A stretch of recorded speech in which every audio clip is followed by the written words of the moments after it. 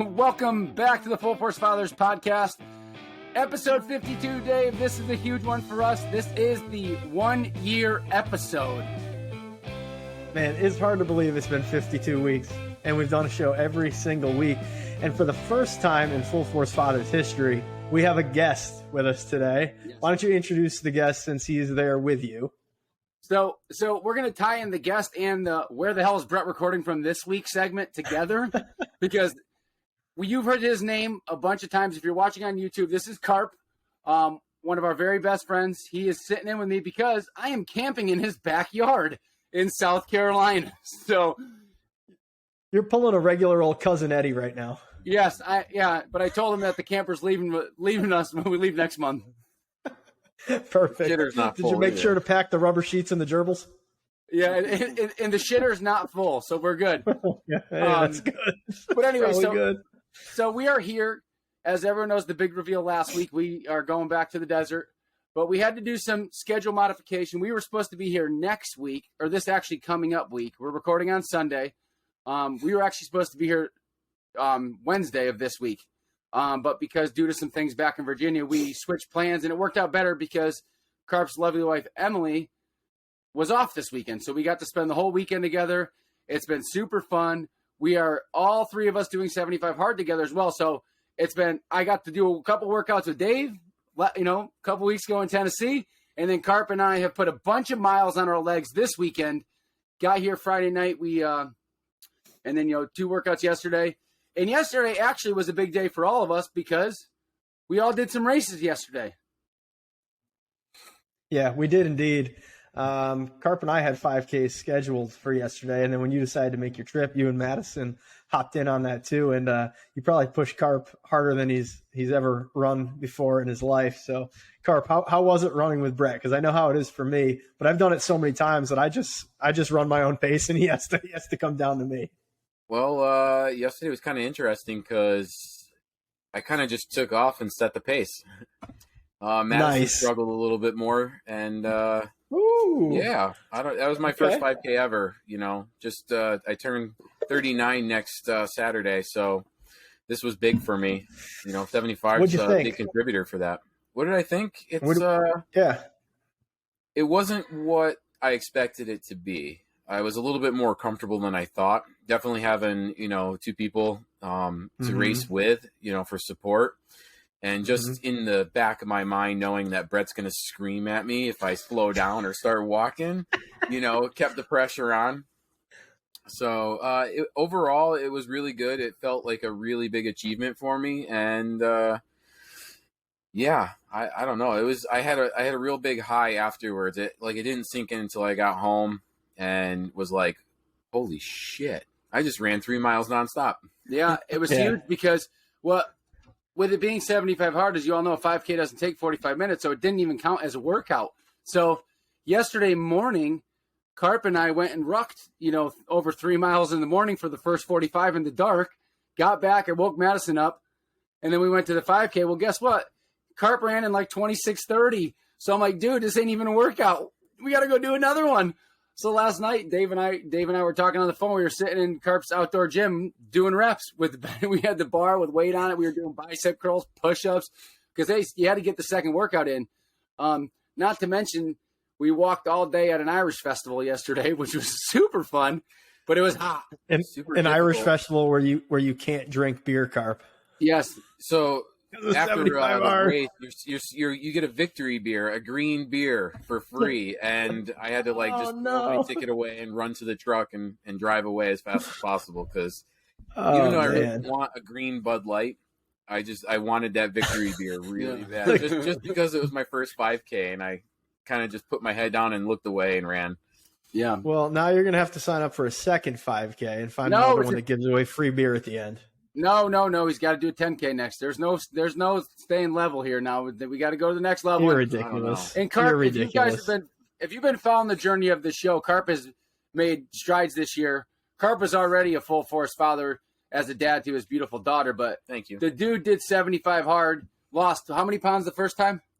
I think it was close to 30, 35 pounds, and now I've maxed out this time around somewhere around 40, 45 pounds. Yeah, I mean, it's absolutely absurd. And for those listening, we're on day 61. Kudos. Technically, as of recording, we're on day 61 of 75 hard. So this is Carp's second full go around of 75 hard. But Dave, I know your race this weekend was one that was a lot more emotional and had a lot more value to the heart. What about your race this weekend? Yeah, tell me about it. You know I'm an emotional guy to begin with, but yeah. So I ran the Get Your Rear in Gear, got another shirt on for it, Get Your Rear in Gear Nashville this weekend, which was awesome. It was a 5K, and I mean, there's something different when you're running a race, right? You just it's all different sort of hype than when you go out. We run 5Ks, I don't know, probably 5-6 times a week out there, but it's totally different when you're in a race setting. And to go to a race like that means so much to me. It's just next level. I mean, I got out of the car. I was one of probably the first 25 people there. And as I was walking up, I started to cry, thinking about why I was there, the impact that organization has on society. And then to be able to listen to some of the stories, talk with some of the people there. They had a ceremony to kick things off in the morning, which was really cool. The guy who was sponsoring it got up and was talking. He ended up losing his wife to colon cancer. And he was sponsoring the event with his 3 young kids. Colon cancer is the second leading cancer cause of death in America. And it's the most preventable, believe it or not. If you get screened early enough. So Get Your Rear in Gear is all about getting awareness out there for this disease and to start screening yourself early. If you don't feel right, if something doesn't seem right, it's to get out there and do it. So anyway, got through that, had a heck of a race. Out of the gate, I had gotten a sign for my mom with a picture and just kind of her name and "We'll miss you" sort of thing. And they had them all lined up right at the beginning. So I didn't get 30 seconds into the race. And there was the sign. I was a blubbering mess. I went over to the side. I snapped a selfie with it. So I'm already behind out of the gate. But then I got it going back again and started running the race. It was around a golf course, which was fun, which ironically is the same thing when we did it in Tucson. It was around a golf course. So that was a lot of fun. I was impressed. I ran a minute per mile faster than my average pace. I was hammering hard.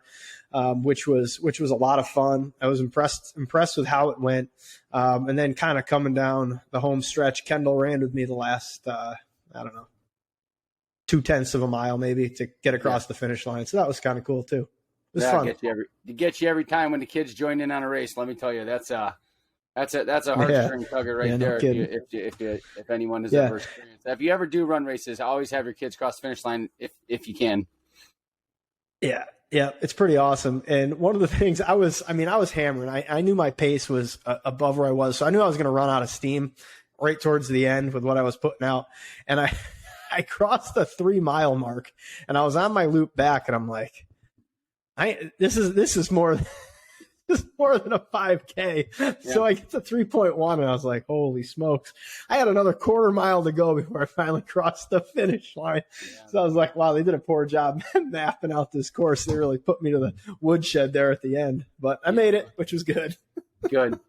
That's good. Well, that's awesome. We're glad to hear about your race. We all did a race and we're moving on. So, not to stray. I mean, we obviously started the show a little different. We got a special guest, but to get back on topic here, episode number 52. So this is our 1-year anniversary episode. This is huge. Like Dave had mentioned, we have done an episode per week, every week for this first year.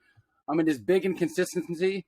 And that's one of the things we preach as Full Force Fathers. But to not stray too far off the itinerary, let's jump into some famous number 52s, Dave, because it is episode 52. And as we always do our show, we got the famous 52s.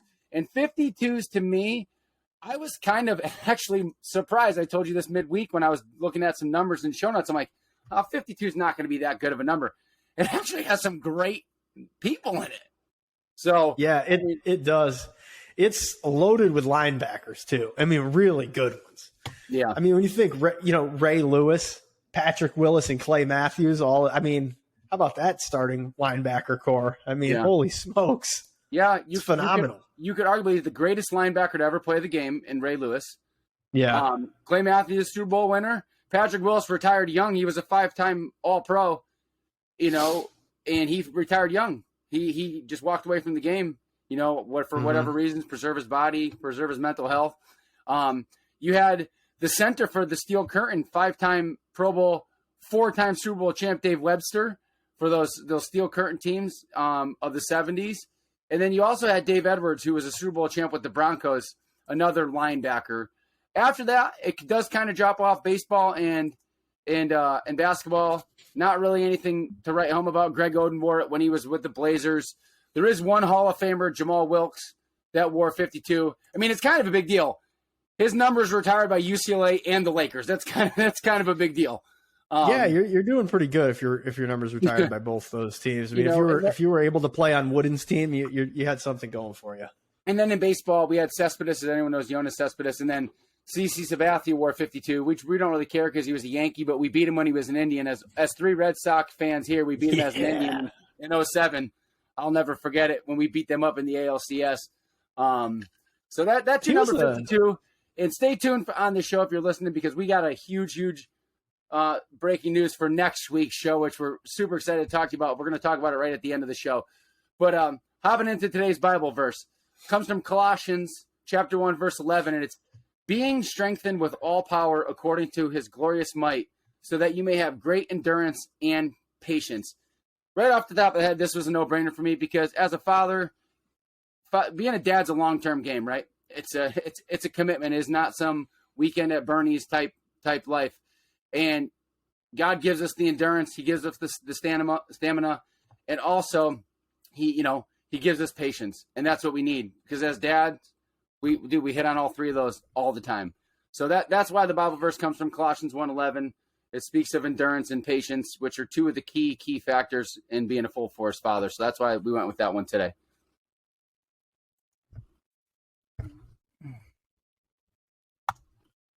Any thoughts on the Bible verse, Dave? And it's perfect, for what we're doing. I mean, as full force fathers, like you said, this is a long-term game. Your kids, you're raising them from little kids to be great adults, and that's what the goal is.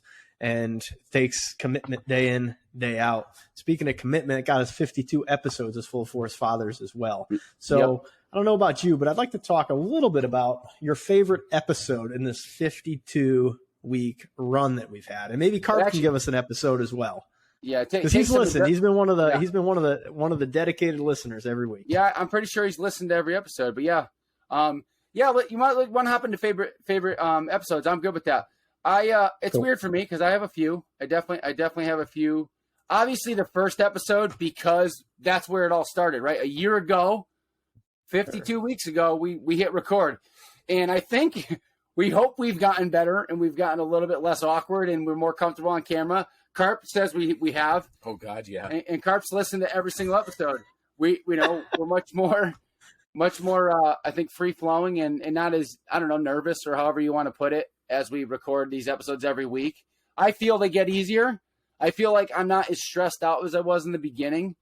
But episode 1 for me was my favorite of all time because it was the first one. And then the other one I loved was episode 31. I thought episode 31 was a lot of fun. That was our top 5 favorite episodes, like our top 5 social media follows, our top 5 podcasts, our top 5, books and whatnot. So episode 31 stood out for me. What about you?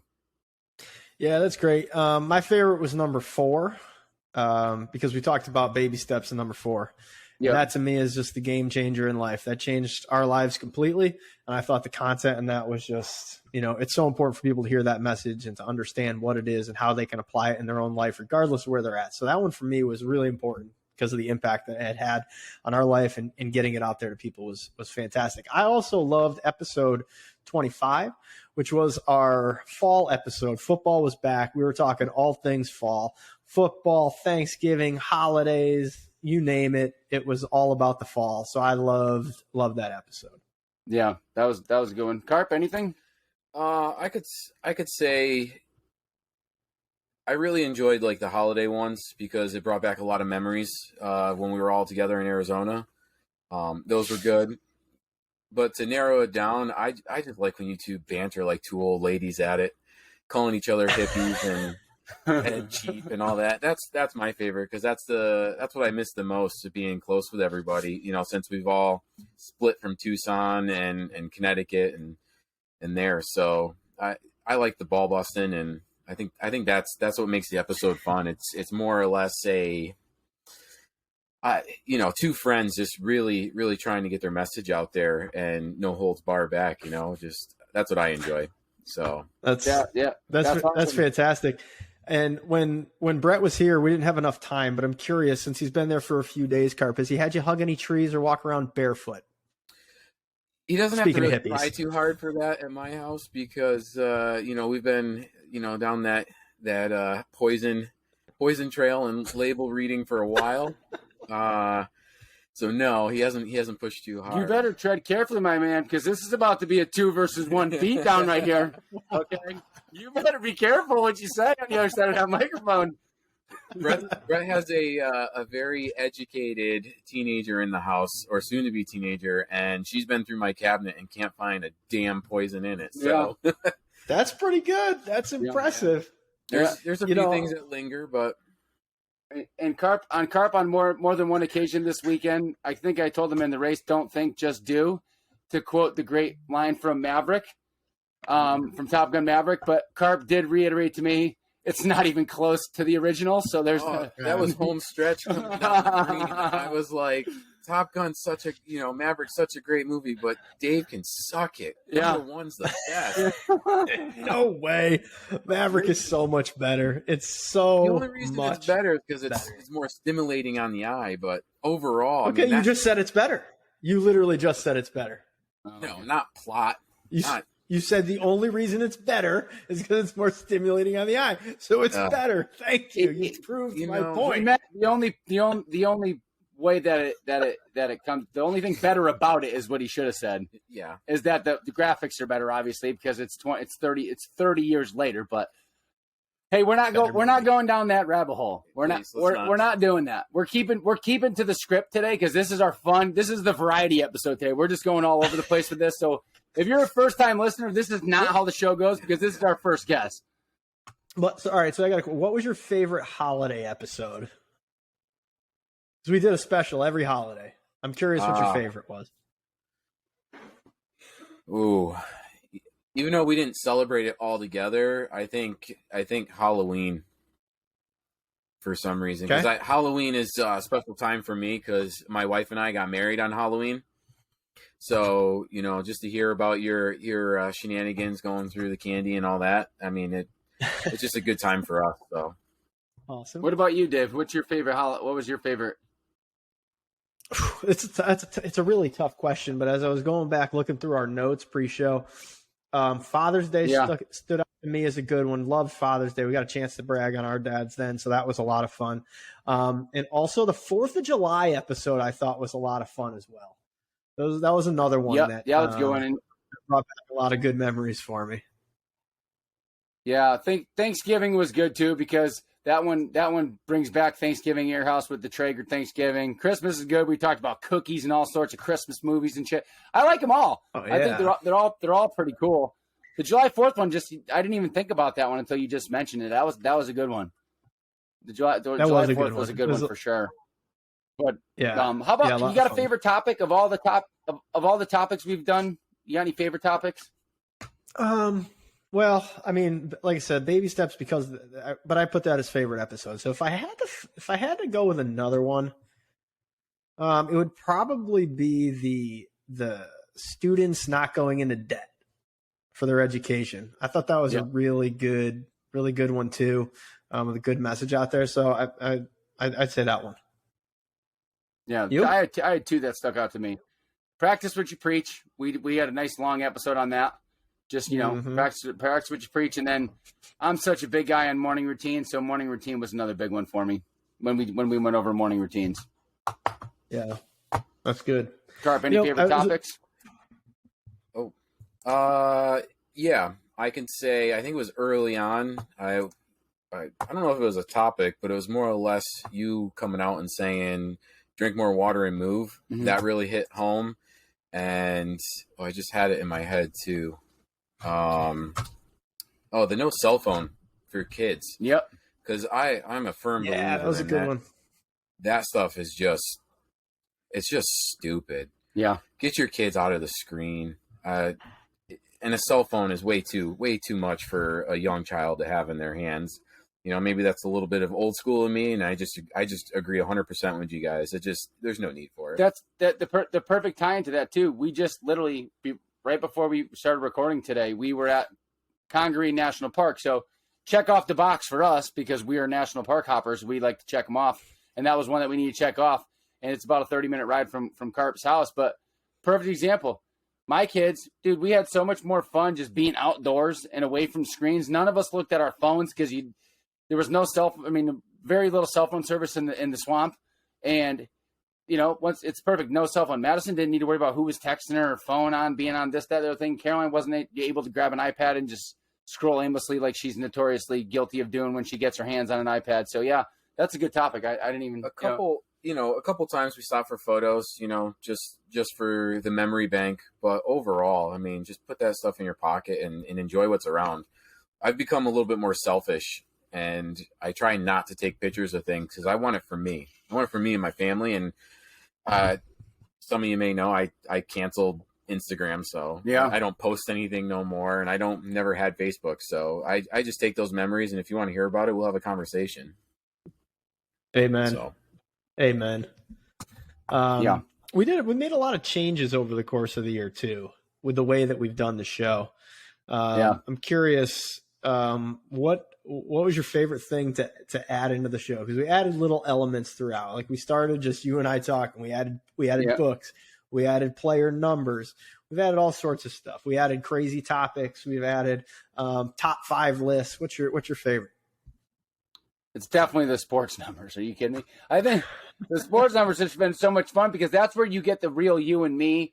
You're getting the real us anyways, but that's where you and I get to when we are talking about sports numbers and sports teams, because it always branches off into a debate about something to do with sports, that's literally you and I having a conversation without the microphone on. You know what I mean?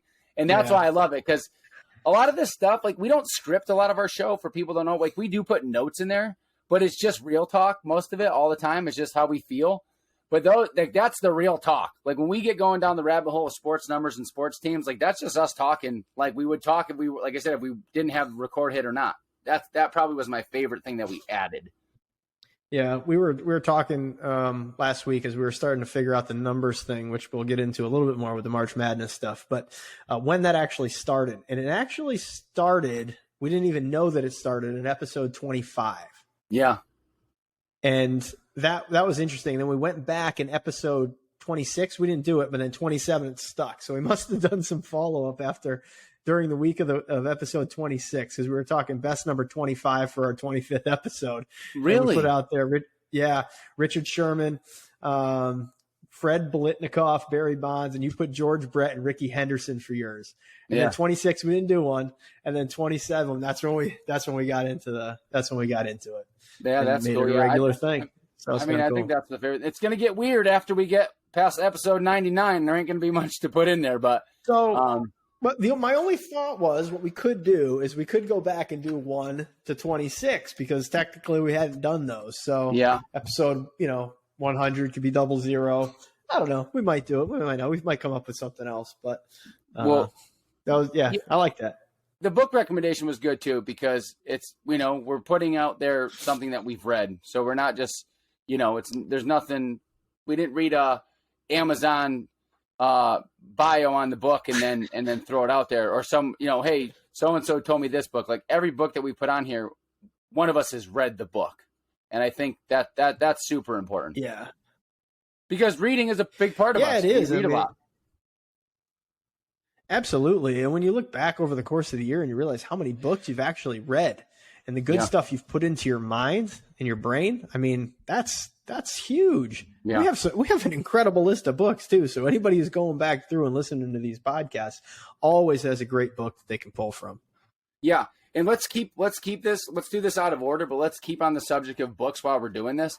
So for book recommendation today for our 1-year anniversary, we picked 3 books that I think made. You just said anniversary.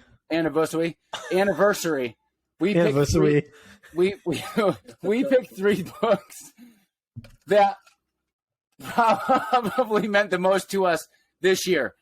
Not this year, obviously, with it being 3 months in here, but since we started, from week 1 to week 52. We picked 3 books that stood out. And you're not going to be surprised when you see the 3 books. I'm going to hold up one. Dave's going to hold up the other 2.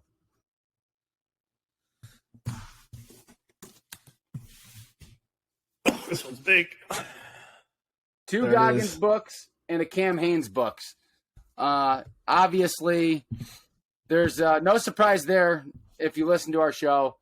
But both Goggins books, and then Cam Hanes books. And so the 3 books, if you're listening, David Goggins' first book is Can't Hurt Me, which you reread because which I've read 3 times. The second book was go ahead.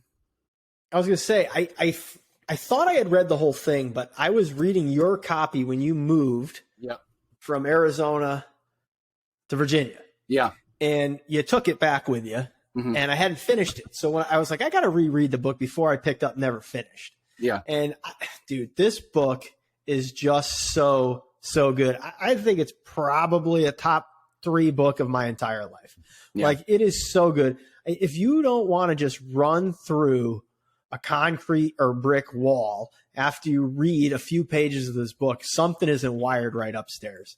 I mean, it is unbelievable. So, and I just finished this again recently and started Never Finished. But yeah, dude, this for me was the number 1. Yeah. And the second book is Goggins' second book, Never Finished. Now, I've read both books. This one, and I know it's fresher in my mind, but this one to me, I think is better than this first one. I think it's written better. It's written more toward, I don't know, I related a little bit more because the first one you get more of the history of his life. This one you get later in life, which is great. So if you haven't read Can't Hurt Me or Never Finished, make sure you start with Can't Hurt Me, then read Never Finished. And the third book is my favorite book of all time. It's not even close. He's My Man Crush. I could say that is my favorite episode ever because I talked about him. Literally, go back and I think it was episode 15. I talked about Cam Hanes for 15 or 20 minutes straight. Endured by Cameron Hanes. Like I said, I even turned Dave. I remember that because I turned Dave into a fanboy after he started reading Endure. I'm pretty sure I did the book review that week. Yeah. And talked about it. It was phenomenal. Carp, have you read any of these 3? I've read Can't Hurt Me and Endure. So okay, the 2 times that I've done 75 hard, it's day 1. My morning routine is I get up early and I read, and I start with Cam Hanes, and because that usually gets me through the excitement of starting 75 hard. And because I'm a slow reader, I get a little bit closer to the middle section, and Can't Hurt Me comes through and just tells me, hey, don't let that inner bitch voice win, and just move, just keep going. It doesn't have to be backbreaking, but just do better than you did, before. Don't just sit there. So both excellent books. And I was never a reader until 75 hard. So I'm thankful for that because now I've read a few books and I enjoy it, especially for my morning routine. Hey, it's great. Hey, I wish we could cut in. I wish we could cut in a clip of the episode where you were literally dying over Cam Hanes. Can you please tell everyone what? I know you remember what it is. What was the number one thing you were most blown away by when you read Endure the first time? Oh, he runs like a marathon a day and works an 8 to 5. It's the There- stupidest thing I've that's ever exactly- heard. And he runs up a mountain carrying a rock. Yeah, that's Like, the exactly dude's what I nuts. know. He's nuts. I didn't even need to get the edited clip in there what you said because I knew you were going to say the same exact thing. How does that relate to your day now, Dave? Because your full-time job, the countless hours on the phone with me for your bathroom reno.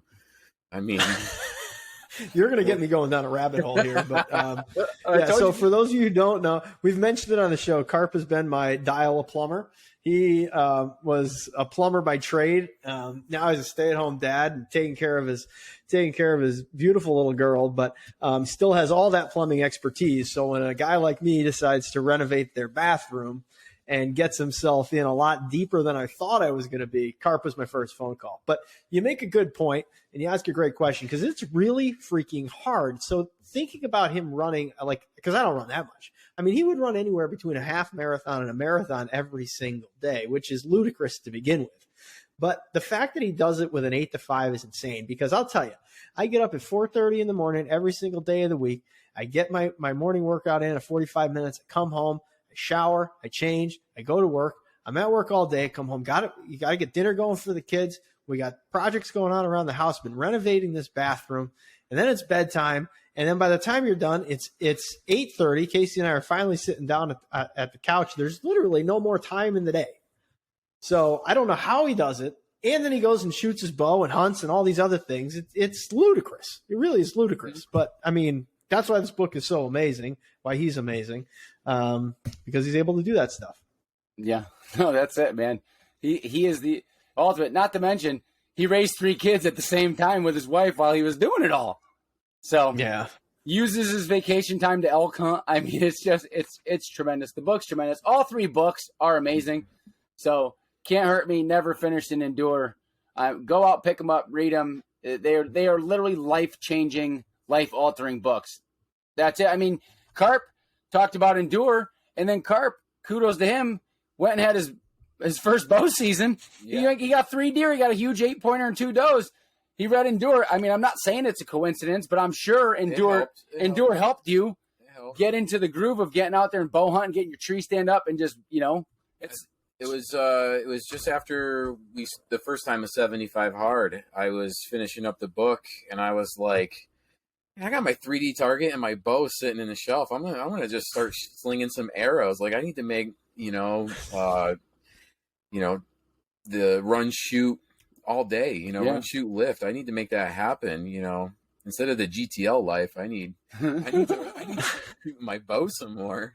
And I phone friends. Some of my other friends are big hunters, and so I'm on the phone with them. Hey, what do you do with this? What would you recommend for that? Because I missed my big window to hunt with a lot of friends back north. So, and I needed a hobby here because being a stay-at-home dad with a 2-year-old that's just a straight savage. Yeah, she's great, but she is a maniac. Savage is an understatement, by the way. That's a complete understatement. We did 5-mile walk, and the only thing that stopped my 2-year-old was a blister. Yeah. After several hours of hiking. And then in the national park through the swamplands, Luna hiked like 4 miles today, and then finally the last leg she had a blister that she just couldn't handle anymore. Yeah. And even then, she was still fighting to not go in the stroller. She still wanted to just push through the pain and keep hiking. And they're like, no, dude, there's a blister on your heel. You're going back in the stroller. That's so funny. Yeah, it was tremendous. That book, man, we could do a whole episode just talking about that book, but yeah, 2 very no doubt about it that are just very extreme, and can set the pace for anybody. Yep, for sure. And they're both right here between Goggins and Cam Hanes. I mean, wild. Yeah, it's absolutely wild. So, Dave, this, like I said, this is our variety show, but we need to quickly, before we wrap it up today, we need to touch base because we have, I think, the most stressful episode we're ever going to do next week. We have been so stressed out about it for 2 weeks. Like, I don't know how we're going to wrap all this thing up and get it all put together. It may be a 2-parter. I'm just putting it out there now. If you're listening, this next week episode may be a 2-parter. We may not be able to do it in one episode, because we are doing the first ever Full Force Fathers March Madness tournament based on jersey number. That's a lot of work. All numbers, not just numbers we've done. Yep, all numbers. Numbers. Somewhere from 0 to 99. We haven't narrowed it down, but I think we've agreed we're going to do 32. We're going to do 32 numbers? I think we're going to do 32 numbers. Yep. We're going to seed them out like the NCAA tournament. Yep. And since it's a March Madness is a basketball tournament, we're going to do a starting 5. Yep. So you got to have at least one player from the 3 major sports. Yep. NBA, NFL, and MLB. And then you got 2 other positional players you can throw in there in your starting 5. And then there's going to be a bench. Bench can be filled with anybody. Yeah. And we're gonna match them up, and we're going to see what happens. And it's going to be really hard because you've said, I don't know, probably 10 times that this could be a 1 seed.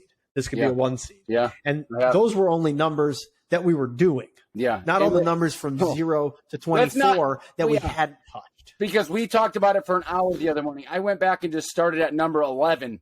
And I said, Dave, we're so fucked because number 11's a 1 seed. Number 12 is the 1 seed of all 1 seeds because it has Tom Brady in it. And that's the other thing we need to say. Just because, and we're not saying that these guys just because Michael Jordan is the greatest athlete of all time and he's number 23, that doesn't mean he wins that 23 wins the tournament, because it is not about one player. It is about the quality, the depth of the actual number. So that you have to be aforementioned. Like that is something that's going to be heavily leaned on. Just because you have Michael Jordan, and we haven't even gone through 23 yet. But if 23 falls off the map, like that it's not going to win, because I just know for sure looking at some other numbers. Because the other caveat too is, we've always done the three major sports: baseball, basketball, and football. But when you get into some of those single-digit numbers, for all my soccer fans out there, you have some of the greatest players of all time: the Cristiano Ronaldos, the Pelés, the Messis of the world. So it is going to be very difficult to narrow this down, because you have either higher numbers like 99. You got Wayne Gretzky, who could be arguably the most dominant athlete of all time at their sport. Yeah, it's true.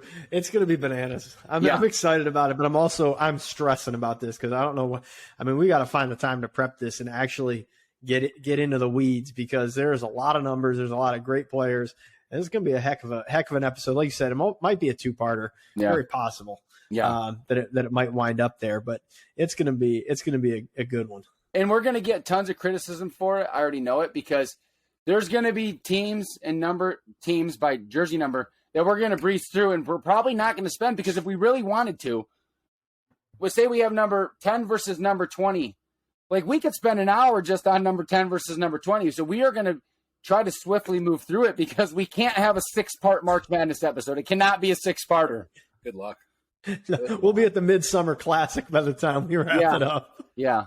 So it's gonna be a good time. But that is going to be happening next week.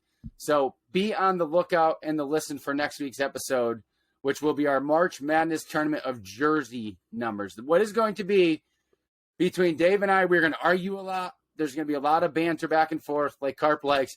But we will, by the end of the March Madness episode, declare we will have to come to an agreement. There can't be like, I think this jersey, you think that jersey. We will come to an agreement as to which jersey number we think is the greatest number of all time. Agreed. And can we just say for a moment that we are just pressing into one of the best times of the year. I think it's the best time of the year. It is championship week right now. Yep. College basketball is just at the top at this time of the year. Championship week leads into Selection Sunday. You got bubbles bursting all over the country. Then we got the NCAA tournament, the first four, the last four. Everybody's playing. The first weekend, which we're actually going to be together in Florida, is going to be bonkers. Yeah. And dude, it is the best stretch of time. Baseball's getting going. So that's coming around too. So you feel spring in the air, baseball's coming. It's just fantastic. Yeah. It's a great time. Weather's good. Sports are good. Yeah. Everything. It's gonna be a fun one. I can't wait to get into next week's episode. I can't wait for the spring to unveil. And hey, spoiler alert: nobody knows where I'm going to be recording from next week. So you're gonna have to tune in to find out where the hell is Brett recording from next week, because I have been living in my mobile home, my office on wheels. So you never know where I could potentially be next week. On wheels. That's awesome. Don't you go getting attached to it. Before we wrap this thing up, Carp.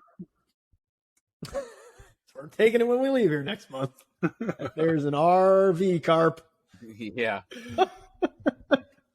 Carp, I'm curious. Got to ask, as a dad on the show, what is your favorite part of being a dad? Oh man.